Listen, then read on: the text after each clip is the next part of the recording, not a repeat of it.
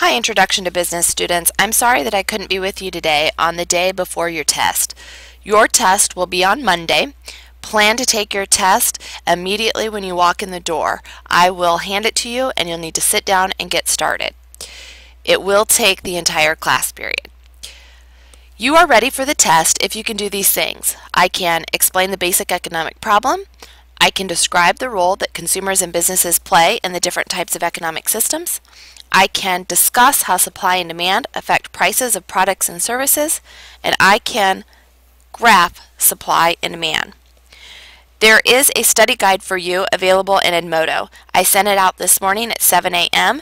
So at the conclusion of this video, if you'd like to take a look at that, you can. Just log into Edmodo and it should be there for you. Okay, now it's time to pull out your practice assessments. So pause the video if you need to while everyone pulls out their practice assessment so we can go over the answers. The first question asks about how the scenario is similar to a command economy. Here are some sample responses. Remember, I'm looking for 2 or 3 sentences that show that you know what a command economy is. The principal is deciding the price. No choice for the people. Principal is deciding the items that will be sold. No choice for the people. Not operating on supply and demand. So in other words, they're not recognizing the market forces. Principal control is like government control.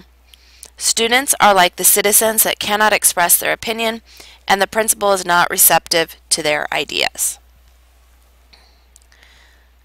Okay, the next question asks about the advantages and disadvantages of both a command and market economy.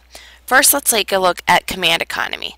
Some of the advantages are that the principal is guaranteeing that we're going to have this apparel items offered at a low price, so price is kept low.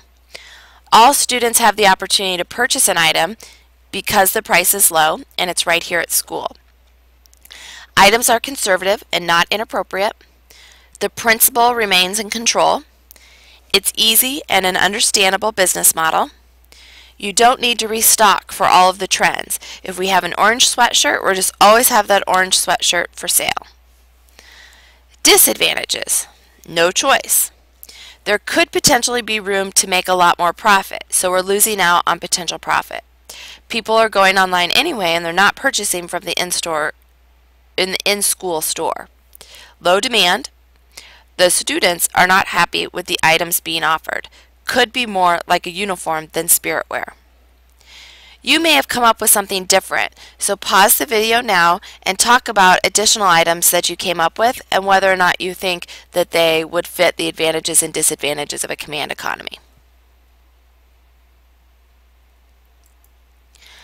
Okay, next is the advantages and disadvantages of a market economy. So the advantages are student choice, the potential to make additional profit. Students would be satisfied with items sold because only those items demanded would be supplied. More creativity because of the potential of private property. So I have that incentive to continue to develop new products. Higher quality goods because of competition. Prices kept low due to competition.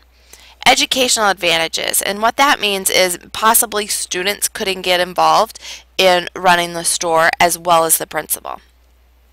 Wide variety of prices and clothes. Disadvantages. It is a disadvantage that the price could be higher. Principal cannot keep the items conservative. All students may not be able to afford something from the store. Unregulated supply. Demand could be unsteady. Students or citizens could overspend. And complaints about citizens about the appropriateness of attire and products.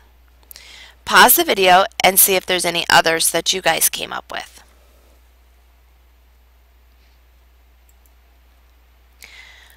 Okay, the last thing is a letter to the principal, and I need you to really focus on this because this is where students mess up the most. Remember that your letter needs to be formatted like a letter. So it should start and say, "Dear Principal."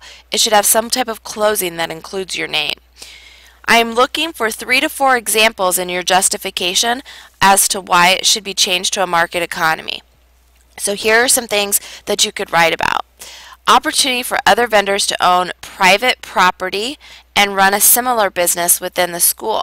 So maybe we're not just going to have, we're going to think outside the box a little bit here. Maybe we're not going to just have the school own and run it, but maybe we'll have several vendors in here, and then we can increase our competition. That's a possibility. But somewhere in there, I need you to tell me how private property would help. Freedom of choice. Students can choose where to spend their money, which store to buy from, or what items to purchase. The potential for profit will entice the business owners to supply items that the students demand. Price will be determined by supply and demand in the marketplace. And then the last one, if competition is allowed within the school, it will keep prices down and the quality of the goods up. So an important thing to catch here is that because there's an online store, that isn't a bad thing. Competition is good. Competition is one of the driving forces in a market economy because it does drive up the quality of our products and it keeps prices low. I have for you a sample that a student wrote that I've kept that was really good, that took a different perspective than even what I showed there on the slide. I do have this available in the S drive if you want to take a closer look. It says, "Dear Principal, it appears that you are running the school store much like a command economy. I would like for you to consider running it more like a market economy for 4 reasons. So see how this is just set up so nice that I can tell that this student gets it. First, a market economy is run with freedom of choice.